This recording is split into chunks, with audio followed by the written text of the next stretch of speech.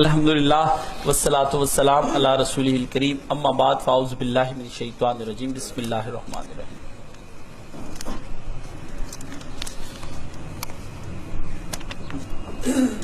السلام علیکم کاشف صاحب، اکثر بچیوں اور عورتوں کو دیکھا گیا ہے کہ وہ سارے جسم اور سر پر بھی پردہ کرتی ہیں لیکن اپنے چہرے کو کھلا چھوڑتی ہیں۔ وہ سمجھتی ہیں کہ یہ شرعی پردہ ہے۔ کئی دیندار مرد بھی یہی کہتے ہیں کہ چہرے کے علاوہ سب کا پردہ ضروری ہے اور پردے کی درست وضاحت فرما دیں۔ میرے عزیز گرامی، پورا بدن ڈھکا ہو نہ ہو، چہرے کا ڈھکا ہونا بہت ضروری ہے۔ چہرہ آپ کے وجود کی کتاب کا عنوان ہے۔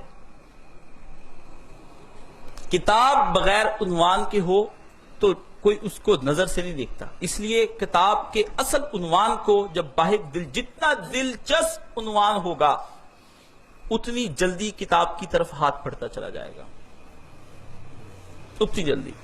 پودے دور سے بڑے خوبصورت نظر آتے ہیں، ٹھیک ہے، کوئی ان کی خوشبو قریب جا کر نہیں سونگتا، پہلے وہ دیکھ کر آتا ہے پھر توڑتا ہے پھر سونگنے کی کوشش کرتا ہے، تو خوشبو بعض اوقات نہیں آتی، بہت چہرہ اچھا ہوتا ہے۔ جب تک عورت کا چہرہ نہ ڈھکا ہوا ہو اس پردے کا کوئی فائدہ نہیں ہے، اور جن علماء نے اس بارے میں چاہے وہ کسی فرقے سے ہوں دلائل دیے ہیں، وہ سب دلائل کمزور ہیں یا پھر ان دلائل کے اندر ان کو اشتباہ ہو چکا ہے، وہ بات کلیئر نہیں ہو سکی ان کے اوپر۔ تو ایک چھوٹی سی مثال ہے، سیدہ عائشہ صدیقہ رضی اللہ تعالیٰ عنہ فرماتی ہیں کہ حج میں ہم نے معیت اختیار کی سرکار دو عالم صلی اللہ علیہ وآلہ وسلم کی، یہ آخری حج ہے، آخری حج۔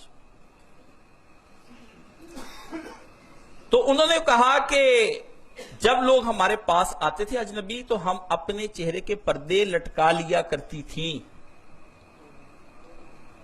یہ نبی کی زوج ہے، ام المومنین، حضرت جبریل نے ان کو پیغام سلام کا دیا ہے، حضرت خدیجہ کو سلام آیا ہے اللہ کی طرف سے، حضرت جبریل نے اپنی طرف سے ام المومنین کو پیغام دیا ہے۔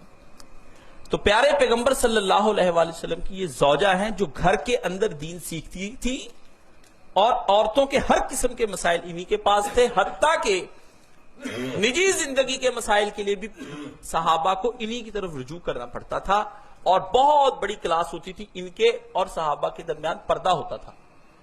ان کے ساتھ نکاح حرام ہے، ان کے اور صحابہ کے درمیان میں کیا ہوتا تھا؟ پردہ ہوتا تھا۔ نبی کی زوج کے ساتھ، ماں کے ساتھ کوئی نکاح کا سوچ بھی نہیں سکتا، لیکن وہاں بھی پردہ ہے۔ تو یہ آخری دنوں کا حج ہے، پردے کے احکام چاہے کچھ رہے ہوں، جیسے شراب کے بدلتے رہے، کسی زمانے میں یہ کہا جاتا ہو یہ ڈھانپ لو یہ کر لو، لیکن جب آخری وقت تھا حج کا اور اس کے بعد 3 یا 4 ماہ کے بعد پیغمبر صلی اللہ علیہ وآلہ وسلم کی ڈیتھ ہو گئی، آپ علیہ السلام اپنے رفیق اعلیٰ سے جا ملے، تو اس میں یہ بتا رہی ہیں حج پہ کہ ہمارا یہ اچھا اسی حج کی ایک روایت حضرت فضل بن عباس کی ہے۔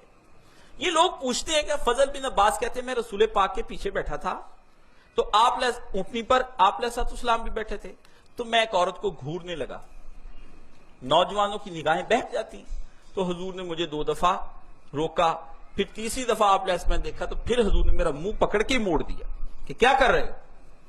تو یہ کہتے ہیں وہ چونکہ عورت تھی، اس کا چہرہ کا پردہ جو ہے وہ نہیں ہوگا، اس لیے ہوگا، پھر ہوگا سب نکال لیتے ہیں، نہیں تو وہاں کچھ لکھا ہوا۔ ہم نے کہا یہ کب لازم ہے کہ مرد جو ہوتا ہے وہ عورت کے چہرے کو ہی گھورتا ہے؟ جب وہ کوئی نگاہیں یا ہاتھ یا کوئی اس طرح کی جب دماغ میں نوجوانوں کی بات چلتی تو پھر وہ مسلسل متوجہ رہتے ہیں اس عورت کے وجود کی طرف۔ تو علماء نے کہا یہ کوئی ضروری نہیں کہ اس کے چہرے کو دیکھیں، وہ ایک عورت کی طرف گھور رہے تھے، مسلسل اس کو دیکھے جا رہے تھے، حیض سے پتہ چلتا ہوگا کہ جوان ہیں۔ تو یہ ساری چیزیں جو ہیں پیارے پیغمبر صلی اللہ علیہ وسلم نے وہاں پر یہ بتائی، اس سے تو زیادہ پتہ چلا ہے کہ عورت کی طرف نگاہ نہیں اٹھانی چاہیے، آپ تو دیکھتے ہی اسی کی طرف ہیں۔ تو بات یہ غامدی صاحب کی انتہائی غلط ہے اور فضول ہے، اور میں نے ان کے دلائل سنے ہیں، اور سننے کے بعد ہم وہاں ملاقات بھی میں نے کی تھی ان سے، تو یہ کچھ نہیں ان کے پاس، کہتے عورت بیٹھے دیکھتا رہے، کب تک دیکھتا رہے؟ جب تک ذہن کے اندر الٹے سیدھے خیالات نہ آئے۔ تو اس کا تھرمامیٹر کس کے پاس ہے کہ اس کے ذہن میں اچھے خیال چل رہے ہیں کہ الٹے چل رہے ہیں؟ ہاں کوئی آلہ بن گیا، غلط بات، ایسے نہیں. شریعت دونوں چیزوں کو منع کرتی. مرد کو غصے بصر کا حکم دیتی کہ نگاہ نیچے کرے، عورت کو پردے کا حکم دیتی ہے. تو یہ فضول قسم کے، اور حتیٰ ہم تو یہ بھی کہتے ہیں وہ برقع پہننا بھی حرام ہے. وہ برقع، وہ نقاب پہننا حرام ہے. جس برقعے اور نقاب پر اس طرح کے لش پش قسم کے ستارے اور پھول اور چاندی اور کڑھائیاں کی ہوں کہ دیکھتے ہی مرد متوجہ ہو جائیں، یہ حرام ہے. پیارے پیغمبر صلی اللہ علیہ وسلم نے فرمایا مرد کی خوشبو ناک کے ذریعے سے سونگھی جاتی ہے، عورت کی خوشبو اس کے کپڑے کا رنگ ہے کہ ایسے رنگین جل ملاتے کپڑے پہن لے زرق برق کہ مرد کی نگاہیں اس کی طرف اٹھ جائیں. سرکار دو عالم صلی اللہ علیہ وسلم نے یہ فرمایا. تو جس عورت کے پھول ستارے چاندی یہ ابائے بیٹیوں کو جا کے کاٹ دیں، یہ ابائے بنوائیں ان کے خود پیسے، بچی کی حفاظت کے لیے کیا 1000-2000 لگانا مشکل، بنے بنوائے ابائے لاتے ہو. بھائی بڑی چادریں، ایسی چادریں جو ایک ہی رنگ کی ہوں وہ پہناؤ بچیوں کو. اچھے اوپر اور کلر کا سکارف بڑا ماڈریٹ، یہ زگ زیگ بنے ہوئے، یہ چھپے ہوئے حجاب، یہ حجاب ہے، یہ برقعے، غلط بات. دین کی نہ کریں یہ، اور نہیں تو اور طریقے سے. بات تھی کہ مرد اور عورت کی توجہ نہ ہو. حتیٰ آپ دیکھیں شریعت اسلامیہ میں یہ برقعے بھی میں آپ کو بتاتا ہوں، نقاب والا برقعہ کہ جس میں یہ آنکھ دیکھے دوسری آنکھ کو، اصل میں لڑتی ہی آنکھ ہے تو ہوتا ہی آنکھ کے ذریعے سے کام خراب ہے. چہرہ تو بات کی بات ہے، تو آنکھ کے ذریعے سے گناہ آتا ہے نا. پیارے پیغمبر نے آنکھ اور کان کے ذریعے سے گناہ اندر آتا ہے دل کے اندر.